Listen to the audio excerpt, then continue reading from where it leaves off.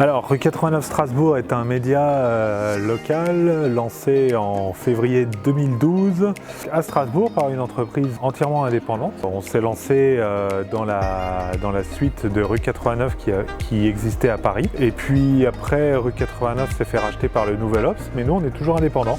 Donc on est un média indépendant à Strasbourg, on est le seul.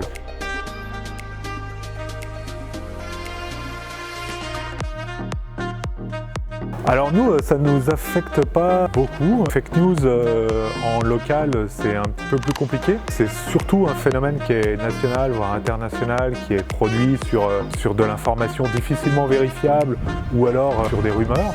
Donc en local, c'est assez vite démonté et c'est beaucoup plus difficile de monter des faits en épingle. En plus, comme c'est produit souvent par des gens conspirationnistes, souvent extrémistes, etc., il faut les avoir en local, sur de l'info locale. Et ça, c'est pas encore très structuré. Après, il y a quand même au moins 2 sites qui publient des fake news régulièrement. Donc il y a un site d'extrême droite, régional, qui publie régulièrement des fake news, sur lequel on ne va pas et qu'on ne débunk pas, parce que le site a encore une audience confidentielle et que si on lui apportait un debunk, en fait, on participerait à construire son audience. Un autre site, c'est une page Facebook, là aussi, qui a, elle, pas mal d'audience, mais qui est très très localisée et qui produit de la fake news en permanence, en fait. Il relaie des rumeurs régulièrement.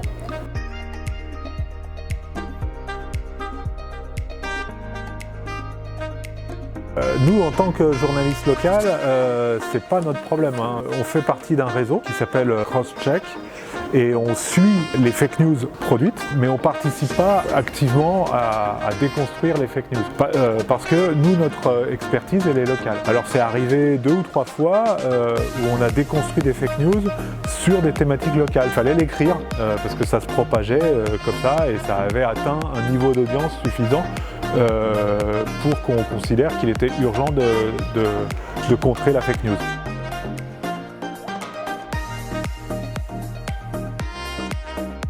Alors il n'y a pas de logiciel de lutte contre les fake news. Il y a des techniques qui utilisent des logiciels et des applications qui existent déjà, mais dont les applications sont beaucoup plus larges. En revanche, il y a des logiciels pour produire des fake news, hein, ça c'est différent. Pour les détruire ou pour les contrer, il n'y en a pas. Très souvent, si ça part d'une image par exemple, il y a un outil de vérification avec Google Images qui permet de retrouver assez vite la source d'une image en comparant pour voir si elle a déjà été utilisée. Et à partir de là, il y a des logiciels qui permettent de voir si l'image elle a été modifiée, compressée, etc. pour voir si elle a été altérée. C'est des logiciels extrêmement basiques de travail sur l'image. L'essentiel du travail pour contrer une fake news, c'est du journalisme de base, c'est de retrouver la source, de vérifier le point de création d'une information, d'une image, de retrouver des personnes qui sont citées, avez-vous bien dit ça, etc. Donc c'est pas des logiciels, hein, c'est du journalisme.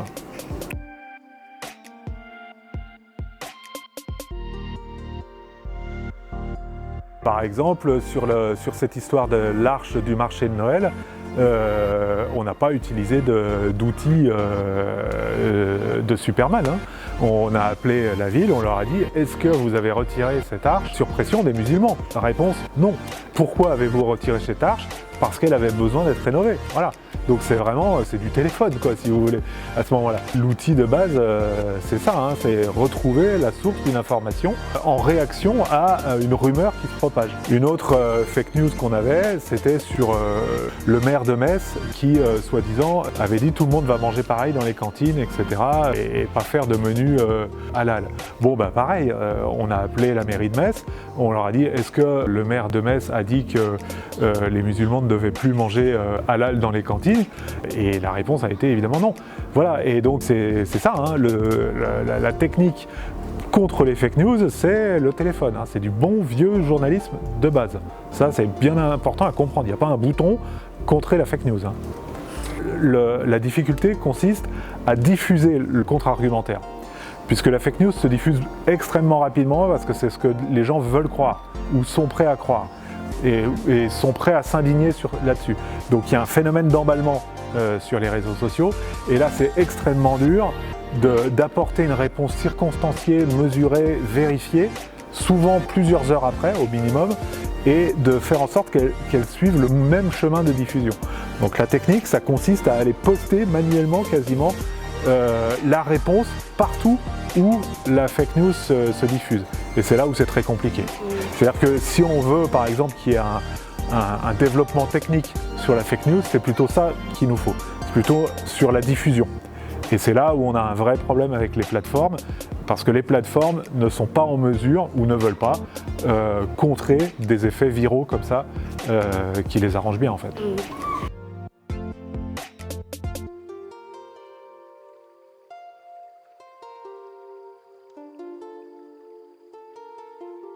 La véritable limite qu'on a, c'est sur la diffusion. Et les informations vérifiées, contextualisées, pesées, n'ont pas du tout le même poids dans les plateformes sociales que les informations virales qui s'adressent à une autre partie du cerveau, qui est la partie émotionnelle en fait. Alors que quand on produit de l'information, on s'adresse à la partie rationnelle du cerveau. Et ça ne fonctionne pas pareil. C'est-à-dire que dans les plateformes sociales appliquant des principes de gamification, c'est-à-dire que c'est ces petits boutons qui font plaisir, qui sont sympas, qui sont mignons, etc., s'adressent à la partie émotionnelle du cerveau. Et nous, malheureusement, en tant que journalistes, on est plutôt sur la partie rationnelle. Et on a un désavantage énorme, en fait.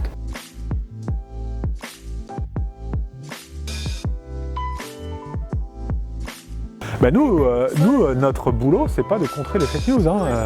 Nous, c'est plutôt de produire de l'information vérifiée et que les gens arrêtent de partager n'importe quoi. Donc on est plutôt dans l'éducation aux médias, en amont, plutôt que de courir après des fake news. Parce que de toute façon, comme je viens de l'expliquer, on est mal armé.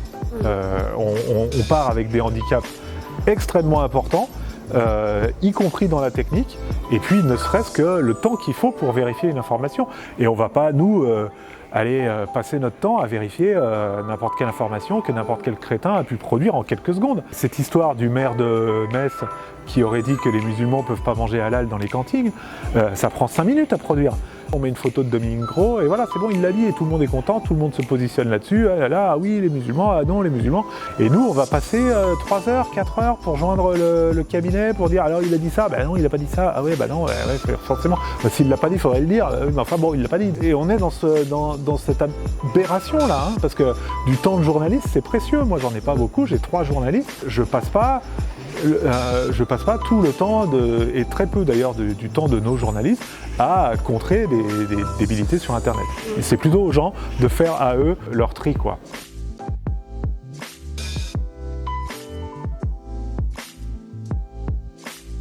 L'initiative qui s'appelle l'Université en campagne contre les idées reçues, ça consistait à permettre aux gens d'interroger directement des experts. Parce qu'en fait, les gens ont tous une opinion sur plein de trucs. L'Europe nous aide pas, l'Europe nous dicte quoi faire, il y a trop d'immigrés, voilà, etc.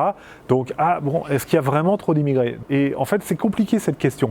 Il faut s'entendre sur les chiffres, il faut s'entendre à partir de quand on est immigré, d'où viennent les immigrés, et est-ce que c'est des immigrations économiques, est-ce que c'est des immigrations politiques, est-ce que c'est les deux, est-ce qu'il y a un phénomène, qu'est-ce que le droit d'asile, etc. Donc à chaque fois, les gens ne vont pas s'amuser à lire une thèse sur l'immigration pour se faire une opinion. Donc ils préfèrent avoir une opinion toute préconçue. Alors nous, ce qu'on s'est dit, c'est qu'avec l'université, il y a des experts de l'immigration, ici, là, à Strasbourg, des gens qui connaissent, qui savent exactement ce qui se passe. Donc on les prend, on les met devant un public et on leur dit « répondez aux questions ». Et là, on peut amorcer quelque chose. Et c'est là où, quand on a une idée reçue, on peut interroger un vrai expert. Et l'expert, quand il répond, on se dit « ah ouais, ok, c'est merci ». Et du coup, on peut avancer. Mais c'est des toutes petites opérations, c'est-à-dire qu'on a une salle avec peut-être 50, 60 personnes. Bon, on est content, mais c'est pas avec ça qu'on va contrer les fake news. Solution contre la connerie, je sais pas, c'est quand même compliqué. Parce qu'à la base, c'est ça, c'est la difficulté qu'on a sur les plateformes sociales à prendre la mesure de l'information. On paye avec les fake news à la fois un désinvestissement dans l'éducation aux médias. Qu'est-ce qu'un média ? Qu'est-ce que de l'information ? Qu'est-ce que de l'information vérifiée ? Si on va voir les jeunes, je ne suis pas sûr que dans une classe, y compris de terminale, il y ait beaucoup de gens qui lisent un vrai média de journalistes. La plupart s'informent par les réseaux sociaux, des trucs tout petits, prémâchés, un petit peu lol, faits par des journalistes qui sont journalistes à moitié. Enfin bref, c'est là-dessus que se nourrit le terreau des fake news. C'est-à-dire que les gens sont prêts en fait à croire n'importe quoi, parce qu'ils n'ont pas été éduqués à savoir quelle est une information fiable. Donc voilà, c'est plutôt là qu'il faut reprendre, c'est-à-dire qu'il faut tout reprendre à partir du lycée, du collège, sur qu'est-ce qu'un média et comment on s'informe dans cet univers. Parce que là, on n'en est qu'au début des fake news, c'est-à-dire que sur ce terreau d'ignorance et de bêtises, après se calquent des logiques à la fois commerciales, parce que si on produit de la fake news au kilomètre, on peut quand même générer des pages de pub. Et bon, au bout d'un moment, il y a des gens qui vivent des fake news. Et puis, il y a une logique de manipulation. Il y a plein de groupes qui ont compris ce principe et qui produisent de la semi-fake news. Un coup une fake news, un coup une information vérifiée qu'ils ont piochée, etc. Sur des sites, on ne sait pas d'où ça vient, mais de temps en temps, ils diffusent une fake news, et puis de temps en temps, ils diffusent une fake news sur quelque chose qui leur est important, sur la bioéthique, sur l'environnement, sur des faits de société, et les gens le croient, etc. Donc il y a de la manipulation derrière. Et puis aussi, on a la manipulation à l'échelle d'États, comme la Russie, qui envoie des fake news, qui met à jour, qui met des coups de projecteur sur des informations insignifiantes, mais qui permettent de déstabiliser un pays. On n'est qu'au début, parce que là, aujourd'hui, les fake news, c'est essentiellement du texte, de l'image, etc. Mais aujourd'hui, il y a des technologies extrêmement accessibles qui permettent de créer des vidéos de gens où on les voit articuler des paroles qu'ils n'ont jamais prononcées. C'est très simple à faire, il suffit d'avoir suffisamment d'images de discours de Barack Obama par exemple. On peut faire dire Barack Obama n'importe quoi. C'est ce qu'on appelle des deep fake news, c'est-à-dire que c'est pas seulement une image et un texte, il va y avoir des vidéos entières de gens où on va les voir prononcer des choses qu'ils n'ont jamais dites. Sur Twitter, là, il y a DeepNude, qui est une application qui permet de déshabiller les gens. Grâce à l'intelligence artificielle, la photo d'une personne, les vêtements sont enlevés et tout le monde n'y voit que du feu. C'est ce genre d'image générée artificiellement par des algorithmes va envahir les médias et les plateformes sociales. Donc c'est pas aux journalistes d'aller courir après tout ça, c'est impossible. On est déjà sous l'eau. Il y a eu pas mal de fake news pendant la campagne électorale, sur Macron, sur sa femme, sur Macron par exemple, qui était affilié au lobby des banques. Et du coup, souvent il y a une part de vérité, c'est détourné pour en faire une vérité fausse, ou que les gens sont prêts à croire. Là-dessus, par exemple, il y a eu un impact qui est vrai que ça a installé Macron comme le candidat des banques, des lobbies, etc. Ce qu'il est partiellement en fait, mais il y a eu énormément de fake news là-dessus. Il y a eu aussi des fake news abjectes sur sa femme, etc. Enfin, sur sa supposée homosexualité, etc. Je ne scrute pas ça de près, mais il y a des univers entiers de fake news, sur les vaccins, sur à peu près sur tous les thèmes où la science devrait répondre, on peut trouver des fake news. Il y a même des gens qui croient que la Terre est plate, donc à partir de là...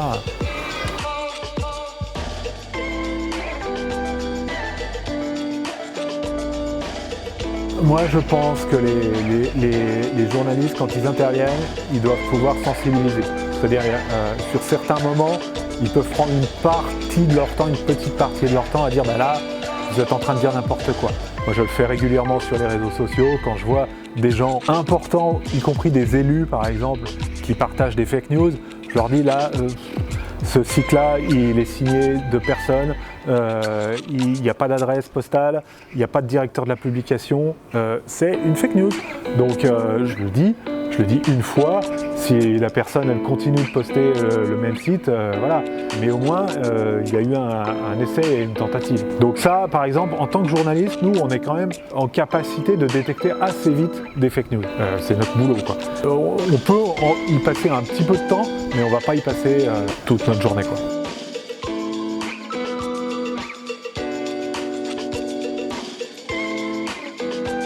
Moi, il me semble important, effectivement, que les grands médias aient une capacité à répondre à une fake news qui dépasserait un certain stade de notoriété.